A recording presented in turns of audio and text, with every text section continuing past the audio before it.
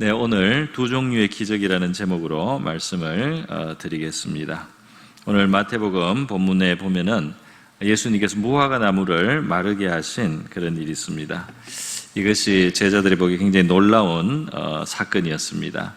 예수님께서 이 일을 행하신 시점도 이 사건의 중요성을 우리에게 더해주는데요. 바로 예수님의 마지막 공생의 마지막 그 7일 한 주간 속에 이 사건이 있었습니다. 그래서 예수님께서 십자가를 지시던 바로 그 주간에 주초에 이러한 일을 행하셔서 제자들에게 중요한 마지막에 주시고 싶은 교훈들이 아주 밀도 있게 주어진 바로 그 한 주간의 교훈 속에 믿음에 대하여 예수님께서 제자들에게 이제 강조하셨다는 사실입니다. 예수님은 일종의 기적으로 우리가 바로 말할 수 있겠습니다. 이 무화과 나무가 예수님의 말을 따라서 이제 말라버리는 그런 기적이 일어났어요. 그런데 예수님은 이 무화과 나무 하나에 무슨 감정이 있어서 그런 것이 아닙니다. 여기에는 상징적인 뜻, 바로 잎사귀만 있고 열매가 없는 무화과 같은 바로 예루살렘 성전 종교가 앞으로 하나님 앞에 재앙을 받을 것을 예고하시는 상징적인 뜻도 사실은 있고요. 동시에 제자들에게 믿음에 대한 교훈을 주시기를 원했습니다. 그래서 예수님이 21절에 보면 단순히 한 사건에 국한시키지 않고 이것을 일반화해서 너희가 만일 믿음이 있고 의심하지 않으면 무화과 나무에 대한 이 일만 할 뿐 아니라 이 산들을 들러 바다에 던지오라 하여도 될 것이다. 그렇게 해서 우리의 산들을 옮기는 놀라운 일들이 이루어질 수 있다. 바로 이렇게 믿음을 가지면 기적이 일어날 수 있다는 것을 말씀하셨습니다. 또 이어지는 22절에서도 너희가 기도할 때에 무엇이든지 믿고 구하는 것은 다 받으리라 하시니라. 그래서 이 믿음과 기도로서 하나님의 기적이 너희 삶 속에 역사하게 하라, 그런 말씀으로 교훈을 주신 줄 믿습니다. 어떤 사람은 나는 고상하게 기독교 신앙을 윤리적으로 또 도덕적으로 어떤 삶의 어떤 하나의 가치로서 그렇게 믿고 싶다. 나는 기적에 대해서 말하는 것에 대해서는 관심이 없다. 이렇게 말하는 사람이 간혹 있습니다만은 이것은 참된 복음을 받아들인 태도라고 할 수는 없습니다. 왜냐하면 기적을 바라지 않는 단지 윤리적인 혹은 도덕적인 기독교는 진짜 기독교의 본질에서 너무 많이 떠나 있다 하는 것입니다.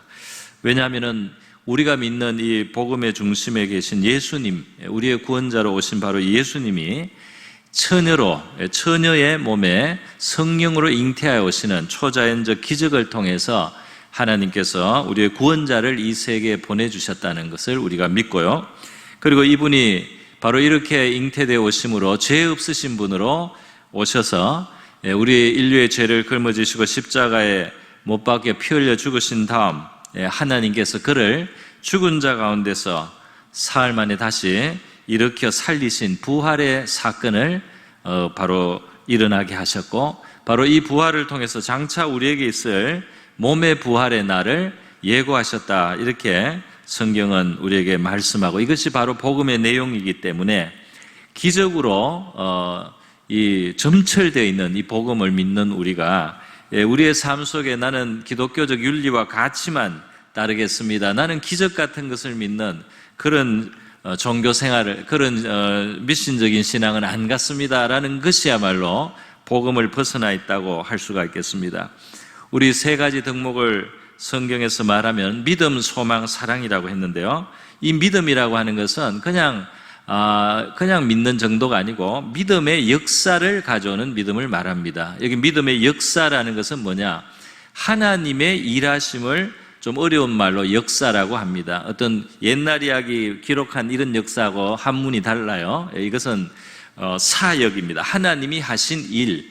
그래서 믿음을 가지면 그 믿음을 가진 사람을 통해서 또는 그의 기도를 통해서 하나님은 일하신다. 하나님이 능력을 베풀어서 이 세상 가운데 개입하시고 일을 하신다. 바로 이것이 믿음의 정의라고 할 수가 있습니다. 우리 오늘 저는 제목을 두 가지 기적이라는 제목을 잡았는데요. 이것을 먼저 설명을 이제 드리도록 하겠습니다. 이 기적에는 두 가지 종류가 있습니다. 첫 번째로는 깜짝 놀랄 만한 그런 기적들이죠. 정말 신기한 기적들이 있습니다. 어떤 이 물리적인, 어떤 과학적인 설명을 도저히 할 수 없는 그런 신기하고도 기이한 일들을 기적이라고 할 수가 있는데요. 성경에는 이러한 기적이 많이 기록이 되어 있습니다. 요한복음 2장에 예수님이 물로 포도주를 만들어서 그 결혼식 그 축하연에 포도주가 마땅히 있어야 되는 곳에 없는 그 떨어진 그 상태에서 그 위기를 건져주시기 위해서 물로서 포도주로 바꾸시는 이러한 예수님의 기적이 기록이 되어 있는데요. 이것이 이제 그 안에 영적인 의미도 들어있고요. 그리고 동시에 그 현실적인 필요를 채워주신 기적의 현장이었습니다. 그런데 이것은 성경에만 있지 않고 제가 선교 보고 들 중에 읽은 것 중에는 아프리카에서 실제로 성찬식을 베푸는데 포도주가 없는 거예요. 그래서 선교사들과 거기에 현재 예배 인도자들이 모여서 물을 놓고 기도를 했다. 그리고 뚜껑을 열었더니 포도주로 바뀌었다. 이런 보고가 실제로도 있습니다. 정말 믿기가 어렵지만은 성경에 예수님이 행하신 일을 오늘도 주님이 원하시면은 행하실 수 있다고 믿는 것이 우리 기독교 신앙인 줄 믿습니다. 우리 열왕기상 7장에 보면 엘리야 선지자가 그 수넴 여인의 집에 이제 지내게 될 때 말이죠. 거기에서 이제 떡을 얻어먹고 이렇게 살았는데 거기에서 하나님이 기적을 베풀어 주셔서 그 집에 기름의 병에 기름이 끊어지지 않고 가루의 통이 없어지지 않는 그런 신기한 기적을 기근 동안에 하나님이 베풀어 주셨다는 것입니다. 저도 이런 비슷한 또 간증을 제가 들은 것도 있습니다. 아마 여러분이 믿기가 어려울 거예요. 그러나 비슷한 간증을 제가 들은 것이 있다 이 말입니다. 다 소개는 안 하겠습니다. 너무 심하게 여러분이 받기 어려울 정도니까요. 또 우리 마태복음 14장에 보면 예수님이 이 떡 5개와 물고기 2마리로서 5,000명이 남자만 5,000명이 되는 큰 군중을 먹이신 기적의 사건이 있었습니다. 그런데 여러분 모잠비크에 하이디 베이키라는 선교사가 과원을 할 때도 이러한 보고가 있습니다. 그 과원 숫자보다 훨씬 이 부족한 오렌지가 한 자루가 있었는데 그것을 기도하고 나눌 때 말이죠. 하나님이 나누라고 해서 나눴더니 계속해서 이 나눠줄 수가 있어서 이 수백 명의 애들을 다 하나씩 나눠줄 수가 있었다는 것입니다. 또 이 예수님께서 바다 위를 걸으신 기적도 있는데요. 이 선교 현장에서 이런 보고가 또 있습니다. 그들은 발목까지 오는 물인 줄 알고 지나갔다는 거예요. 그런데 나중에 다시 그 강에 돌아와서 보니까 이것은 길이 넘는 깊은 강이었다는 것입니다. 그렇게 하나님이 원하시면 기적을 행하실 수 있다 이 말입니다. 저는 뭐 성경에서가 아니고 제가 아는 제 동료 목회자나 이런 사람들 중에 기적의 사건들을 들었습니다. 교통사고 나서 뼈가 산산이 부서졌어요, 손에. 그런데 간절히 기도하고 뜨겁게 하나님이 역사하심을 느꼈습니다. 다음날 엑스레이를 찍었는데 뼈가 완전히 다 정상으로 돼 있습니다. 산산이 조각났던 뼈가 말이죠, 하룻밤 사이에 완전히 다 정상이 돼 있다 이 말이에요. 이러한 깜짝 놀랄 만한 기적을 하나님이 행하셔서요, 하나님이 실제로 살아계신 분이라는 것을 우리가 믿어지게 하시는 일들이 있습니다. 그리고 하나님은 이 창조주로서 이 자연의 질서, 법칙의 제한을 받지 않으시는 그 위에 계신 하나님이심을 나타내신다 이 말이죠.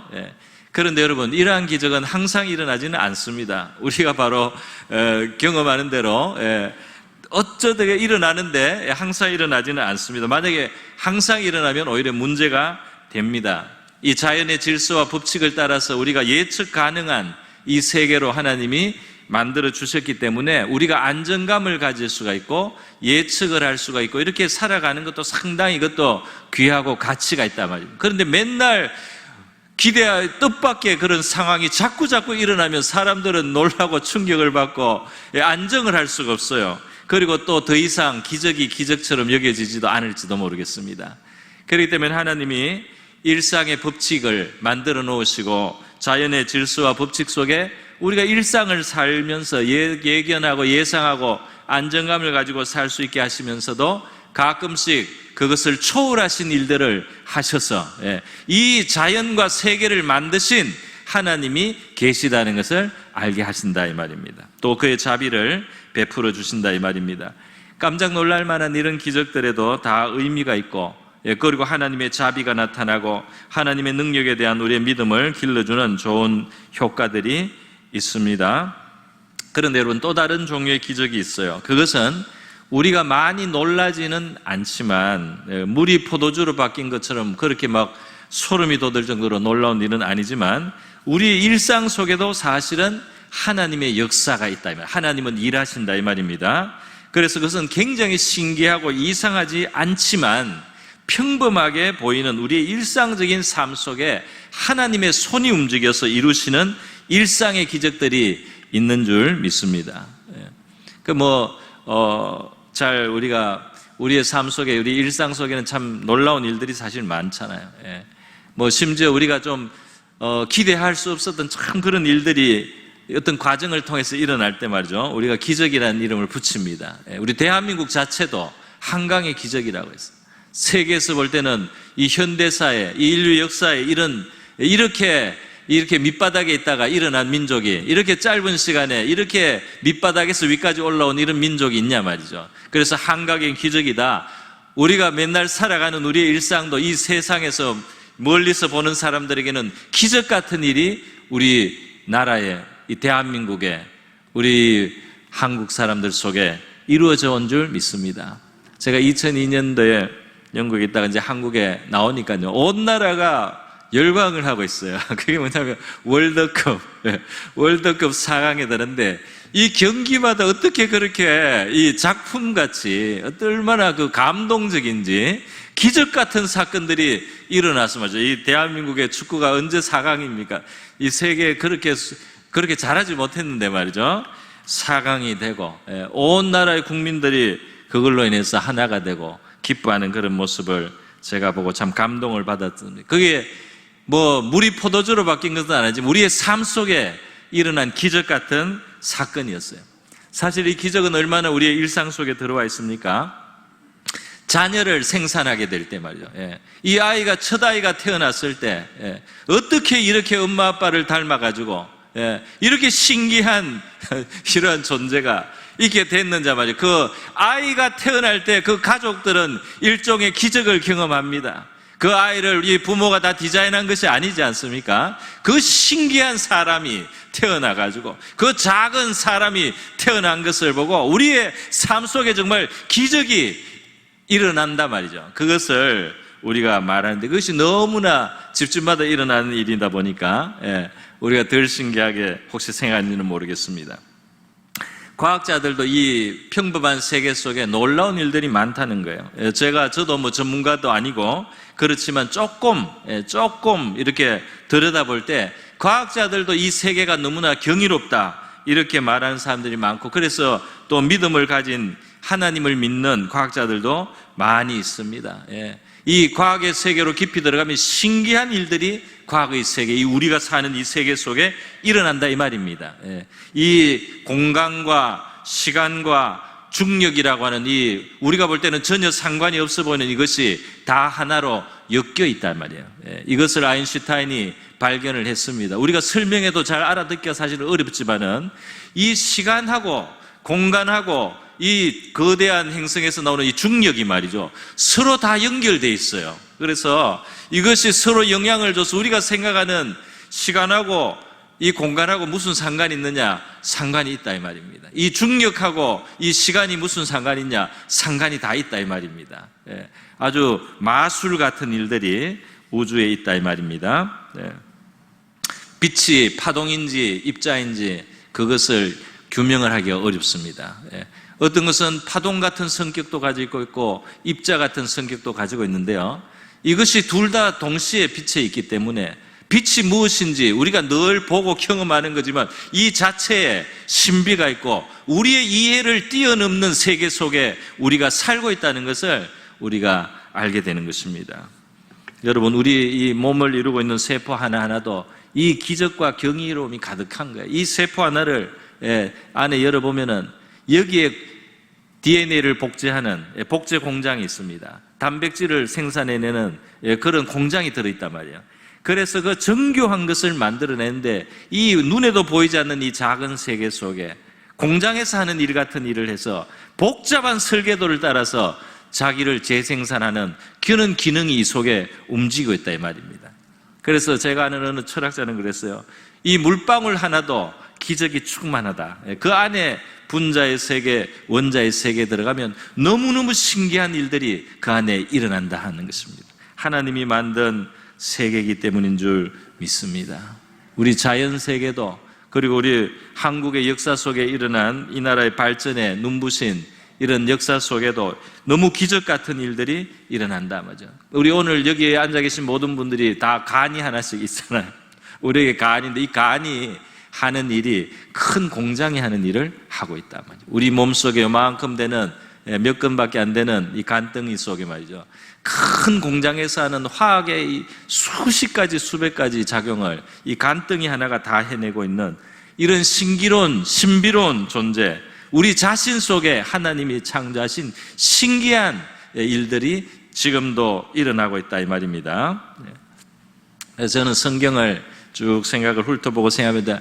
이 성경에 일어난 수많은 신비로운 일들, 그런데 그것이 겉으로 금방 보기에는 기적처럼 보이지 않고 평범해 보이지만 하나님이 손이 역사해서 이런 일들이 일어난다는 것을 성경은 너무나 많은 곳에 증거하고 있습니다.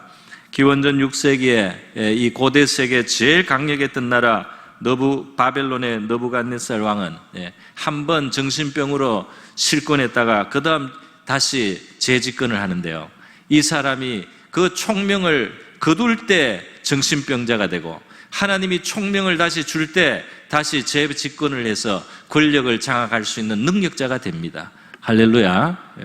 그러니까 이것이 한 사람의 정치적인 일이고 사회적인 일이고 어떤 국가의 일인 것 같아도 하나님이 주시기도 하고 거두시기도 하시면서 그 능력을 주시기도 하고 거두시게 하면서 이 세상의 권세와 이 세력과 어떤 지도자들과 영웅들을 만드시기도 하고 위인을 만드시기도 하고 이렇게 한다는 것입니다. 이사야서에 나오는 고레스 왕도 페르시아 제국의 대왕이고 말이죠. 아주 고대에서 최고의 그런 능력자 중에 한 사람이죠. 이 사람의 전쟁의 능력을 우리 하나님이 주셨다라고 성경은 말씀하고 있습니다. 그 사람의 능력 같아도 그것이 하나님이 일하신 결과다 이 말이에요.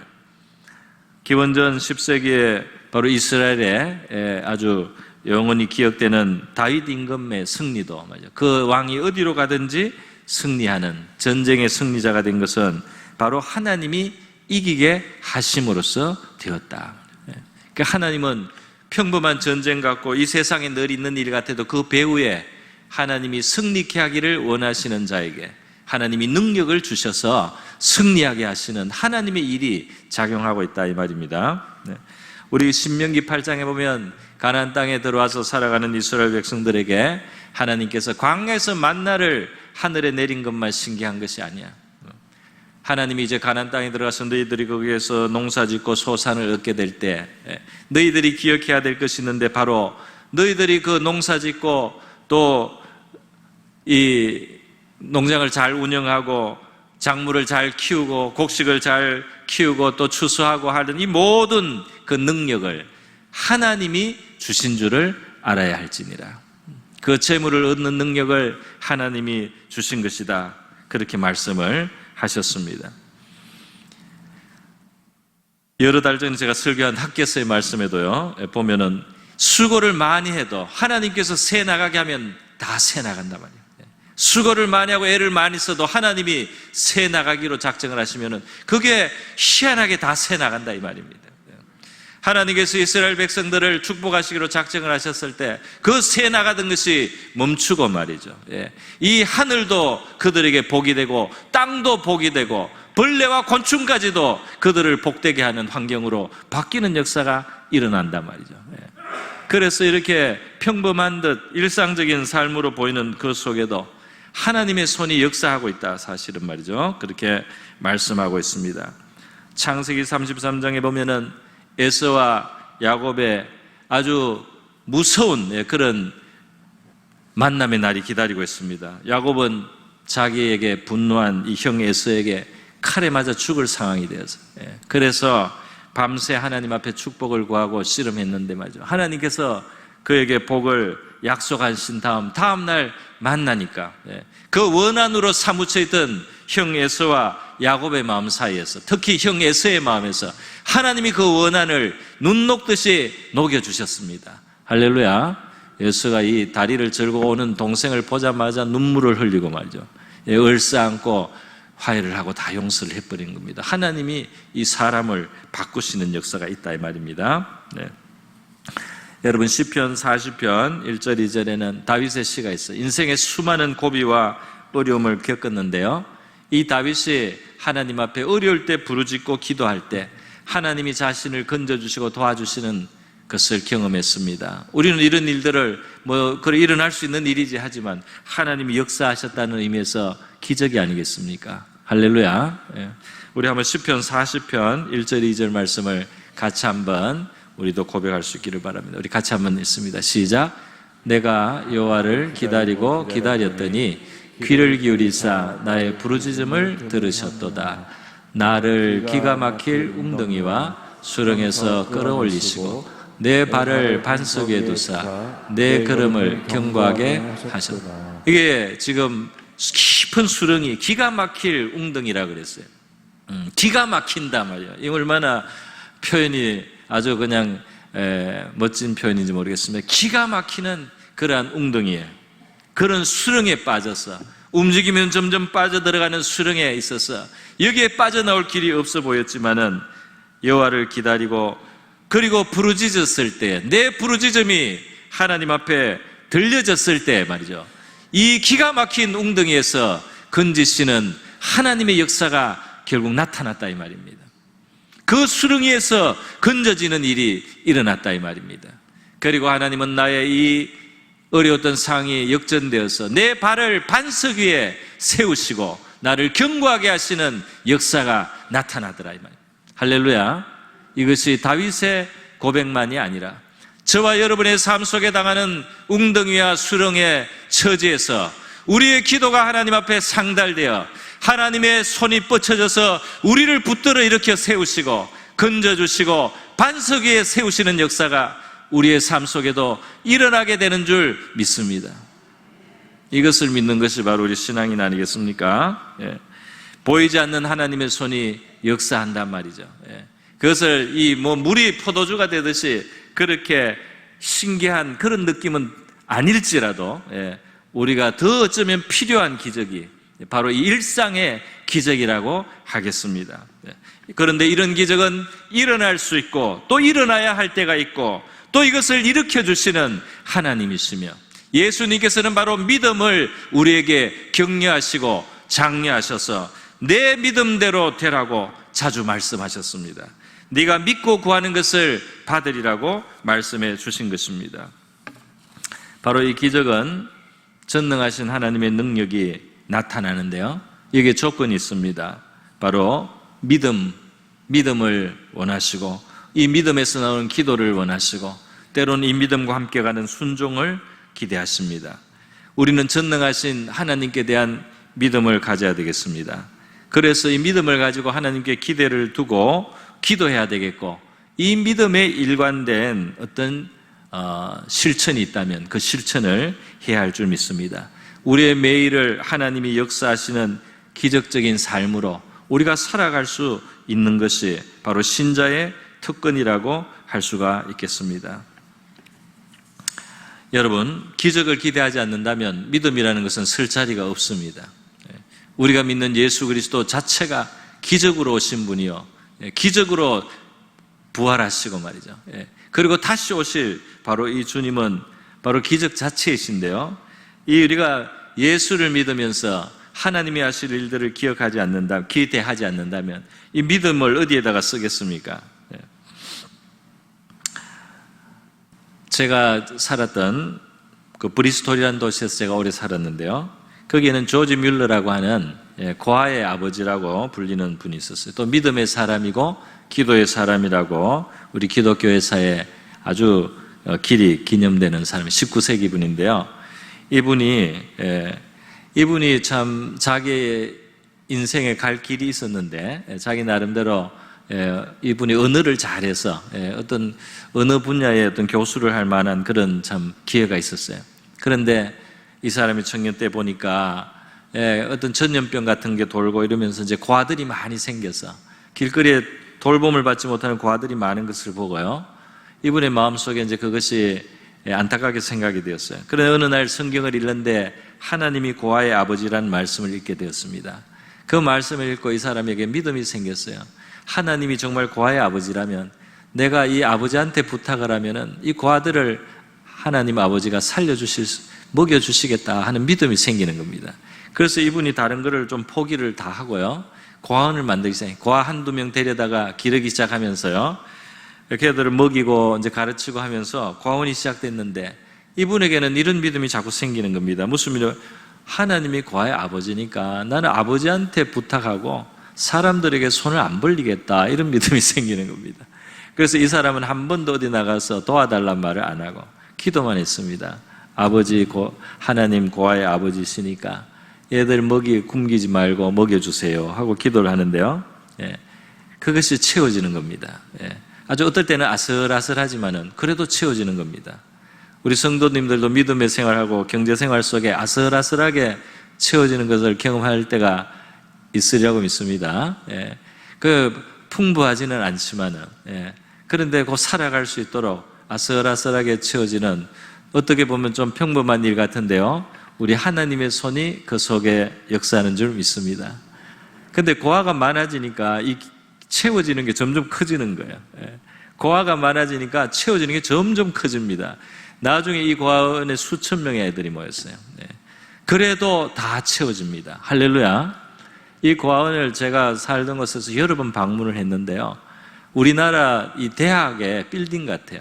여러 동이 있습니다. 그 하나의 촌을 이룰 만큼 커요. 실제로 지금은 이제 영국에 그런 고아들이 없기 때문에 그 건물을 대학교가 일부가 쓰고, 일부는 재개발을 하고, 일부는 아파트처럼 또 쓰고, 이렇게 이제 지금 바뀌는 것을 제가 보다가 왔는데요. 그렇게 어떻게 어마어마한 일들이 일어나느냐 말이에요. 믿음을 가지고 하나님 앞에 기도한 사람을 통해서 하나님의 살아계심이 증거된 줄 믿습니다. 그래서 그 시대에 그 동네 사람들은 하나님 살아계신 거 다 믿었단 말이죠. 이 고아원이 운영되는 것을 보니까 하나님이 진짜로 살아계신다. 이 조지 뮬러가 죽었을 때 아주 큰, 엄청나게 수많은 인파가 그 도시의 장례식이 되었어요.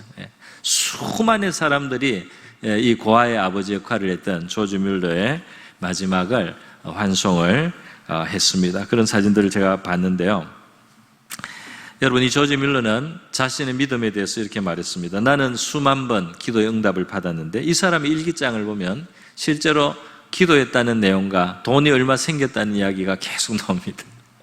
기도하고 돈이 얼마 생겼다, 기도하고 돈이 얼마 생겼다. 이 사람이 사치로운 생활은 아니지만 하나님의 나라와 의를 구하고 하나님의 뜻을 생각하면서 살아갔던 인생에 기적이 날마다 일어나는 기적의 삶을 살았습니다. 이분이 당신은 어떻게 그렇게 놀라운 일들을 할 수 있었습니까? 어떻게 당신의 기도는 그렇게 많이 응답됩니까? 했을 때 나는 믿음으로 기도하고 믿음으로 기도할 때 하나님이 역사하시겠다는 그 역사 약속이 이루어졌을 뿐입니다. 당신의 믿음은 어떻게 그렇게 좋은 믿음입니까?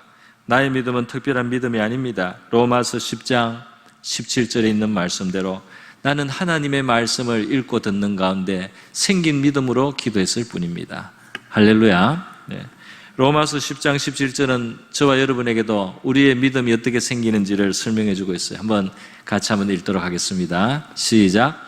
그러므로 믿음은 들음에서 나며 들음은 그리스도의 말씀으로 하나님의 말씀이, 하나님의 말씀 우리가 듣고 읽고 할 때 이 주님이 우리에게 그 믿음을 나게 합니다. 우리의 마음속에 믿음이 들어올 때 그 믿음을 가지고 기도하거나 행동을 하면 그 믿음대로 역사가 일어나게 되는 것입니다.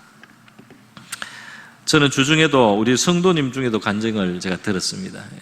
무슨 간증입니까? 집안에 많은 어려움이 있었어요. 굉장히 어려움이 지금도 있습니다만은, 그런데 더 어렵지 않고 덜 어렵게 하신 하나님, 더 어려울 수도 있었는데 덜 어렵게 하신 그 하나님의 은혜를 그렇게 감사를 하고 눈물로 감사를 하게 되었다는 겁니다.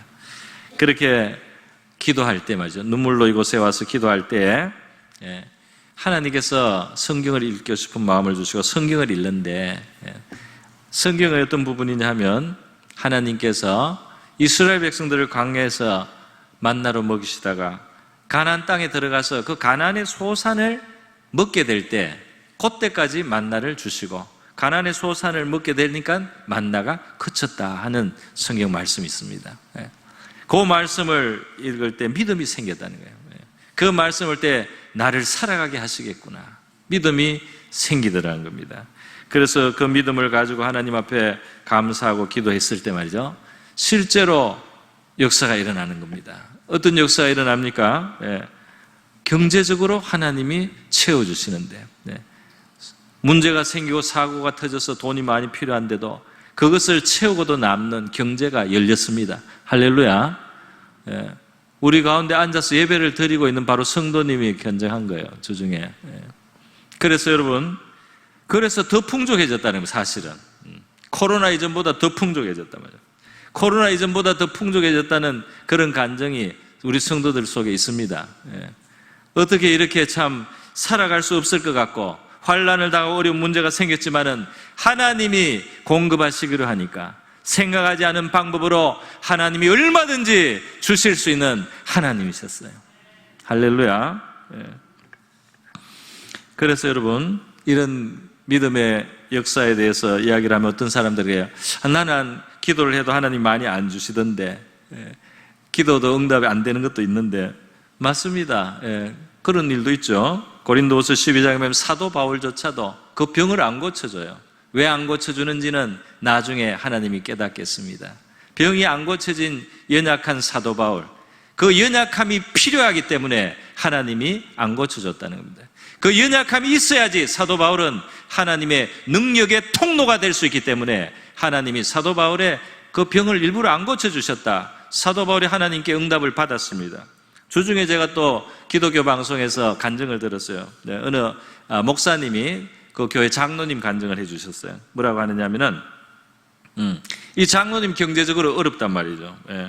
그래서 장로님이 나는 물질이 생기면 좋은 일 많이 할 텐데 왜 하나님 안 주십니까? 평소에 이렇게 기도를 했는데 어느 날은 장로님이 뭔가를 깨달았어. 하나님 응답을 받았어요. 그래서 목사님한테 이야기했습니다. 목사님, 솔직히 나는 물질이 풍부하면 예수 떠날 사람입니다. 나는 솔직히 물질이 풍부해지면 교회 떠날 사람입니다. 그래서 하나님이 안 주신 것을 진짜로 깨달았습니다. 하나님께서 안 주시는 것도 나를 사랑하시는 줄을 알게 돼서 감사드립니다. 이런 간증도 하더란 말이죠. 여러분, 될 수 있으면 그렇지 않기를 바랍니다. 안 주셔야지 안 떠나는 그런 생각하지 말고, 주시면 더 잘 섬기고 더 많이 살아가고 더 많이 기도하고 더 많이 다른 사람을 위해서 헌신할 수 있는 그런 분들이 되시기를 주님의 이름으로 축원드립니다. 그러면 지금부터 한번 해보세요. 한번 해보시고 작게 있을 때도 한번 해보시고 말이죠. 하나님 앞에 여러분의 믿음이 순수한 믿음으로 하나님 앞에 보이시기를 바랍니다. 여러분, 말씀의 씨앗이 떨어지고 믿음의 줄기가 자라면은 기적의 열매가 맺습니다. 하나님은 아브라함에게 기적을 믿게 하려고 별을 보겠어요. 너가 지금 자식을 못 낳은 지가 수십 년이 되고 네 부인 사라는 경수가 끊어져서 자식 낳을 가능성이 없지만은 하나님이 주시기로 작정하면 줄 수 있다. 그러니까 하늘의 별을 봐. 네 자손을 하늘의 별처럼 내가 만들려고 한단 말이야. 아브라함이 별을 보면서 믿어버렸어요. 할렐루야. 그리고 나중에 역사가 일어납니다. 여러분, 우리가 사는 이 세계는 하나님이 일하시는 세계입니다. 우리는 믿음을 가지고 살라고 하나님이 권장을 하고 계시다, 이 말이에요. 부활하신 예수님을 믿는 겁니다. 그렇지 않습니까? 기적을 믿고 사는 겁니다. 기본적으로 우리의 삶 속에 하나님의 크신 능력을 믿고 기적을 기대할 수 있는 저와 여러분 될 수 있기를 바랍니다.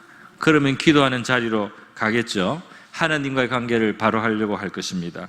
전능하신 하나님께 대해서 열린 마음을 가지고 하나님이 일하실 것을 기대하면서 기도하는 저와 여러분 될 수 있기를 주님의 이름으로 축원드립니다.